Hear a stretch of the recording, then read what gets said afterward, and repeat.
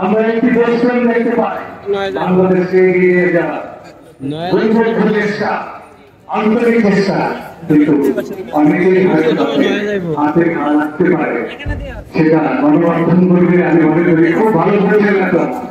কিন্তু আজকে যে কথাটি প্রথমেই বলবো শিক্ষকের কাছে মেরুদণ্ড, আমি মনে করি মাননীয় প্রধানমন্ত্রী সহ প্রত্যেকটি সরকার নাগরিকরা অন্তর থেকে উপলব্ধি করে আমরা এই শিক্ষিত জনগোষ্ঠীর আন্দোলনের প্রতি 100% আজকের প্রেক্ষাপটে ওটা আন্দোলন সংস্কার অধিক প্রয়োজনীয়, যেটা প্রধানমন্ত্রী মেনে নিয়েছেন এবং বারবার উনি বলেছেন যে আমি আমার সর্বোচ্চটুকু দিয়ে আদেশ হাইকোর্টের সুপ্রিম কোর্টকে আমি আপনাদের পক্ষে অনুরোধ পাঠাবো যেন আপনাদের দাবি দেওয়া মেনে নেওয়া হয়।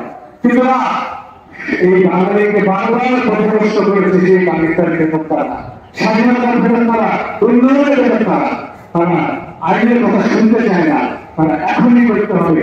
রাষ্ট্রকে এভাবে করে আজকে আমি সমস্ত সচেতন নাগরিকের কাছে স্পষ্ট করতে চাই, রাষ্ট্রকে এইভাবে চলতে চাই। এখন বললাম এখনই নির্বাহী বিভাগকে তার কর্মক্ষেত্রে হস্তক্ষেপ করে এখনই আয় করতে হবে, এভাবে চলে না। আমি বলি সংগ্রামী শিক্ষা বন্ধুরা, ছাত্র বন্ধুরা, আমিও ছাত্র রাজনীতির সাথে জড়িত ছিলাম, আমিও স্বৈরাচারের বিরুদ্ধে 1990 আন্দোলনে আমি সদস্য ছিলাম, সক্রিয় ছিলাম। আমার বন্ধুরা যে মারা গেছে গুলি খেয়ে আমার সাথী, সেই রক্তে রঞ্জিত হয়েছে আমার লাশ।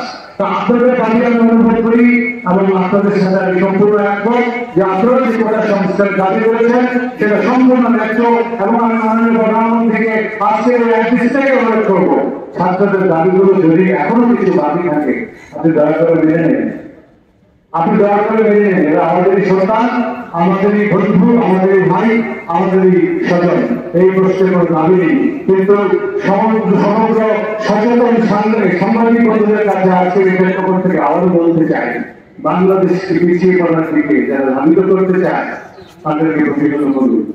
বাংলাদেশের অগ্রযাত্রা পরবর্তী পর্যন্ত শিক্ষা যারা করছেন, যারা ছাত্র, তাদের জন্য বাংলাদেশের অগ্রযাত্রা অত্যন্ত প্রয়োজন। যে বাংলাদেশ সৃষ্টি করেছে বঙ্গবন্ধুর নেতৃত্বে, আপনারা জানেন সমগ্র মুক্তিযোদ্ধাদের অবদান অস্বীকার করা নয়, মুক্তিযোদ্ধাদের অবদানকে যারা অস্বীকার করে সত্যিকার অর্থে তারা বাংলাদেশকে ভালোবাসতে পারে না। আমি কখনো বিশ্বাস করি না যারা মুক্তিযোদ্ধাদের রক্তকে যারা অস্বীকার করে তারা এই বাংলাদেশের স্বাধীনতায় বিশ্বাস করে, আমি বিশ্বাস করি না।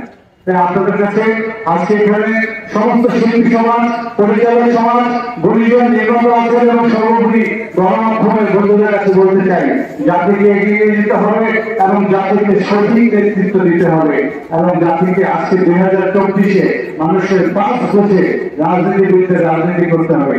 এই বিনম্র অনুরোধ করে এবং শিক্ষার্থীদের সমস্ত দাবি যৌক্তিক দাবি মেনে নেওয়ার জন্য অনুরোধ জানিয়ে আজকের মতো বাংলাদেশকে এগিয়ে নিয়ে যাওয়ার প্রত্যয় নিয়ে আমি আমার বক্তব্য শেষ করবো। জয় বাংলা, জয় বঙ্গবন্ধু, বাংলাদেশ চিরজীবী হোক। অনেক ধন্যবাদ এই তারা এই পর্যায়ে পরিচালক সমিতির সাবেক সভাপতি।